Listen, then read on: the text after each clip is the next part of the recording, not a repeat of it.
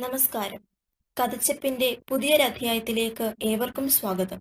ഇന്നിവിടെ വായിക്കാൻ പോകുന്നത് വൈക്കം മുഹമ്മദ് ബഷീറിന്റെ ഭൂമിയുടെ അവകാശികൾ എന്ന കഥയാണ്. ഭൂഗോളത്തിൽ ചിരിപ്പിടിയോളം ഭാഗത്തിന്റെ ആജീവനാന്ത അവകാശിയായി തീർന്നതോടെ ഭാവി ജീവിതം സുരക്ഷിതമായി എന്നു ദൃഢമായി തന്നെ വിശ്വസിച്ചു. സംഭവം 2 ഏക്കർ തെങ്ങുംപറമ്പാണ്. നന്നാക്കി സ്റ്റൈലാക്കാൻ കഴിയുന്ന ഒരു പഴയ വീടുമുണ്ട്. തേങ്ങ വിറ്റ് എല്ലാ ജീവിതാവശ്യങ്ങളും നേടാം. കുറെ മാവുകളും 2 വരിക്കപ്ലാവുമുണ്ട്.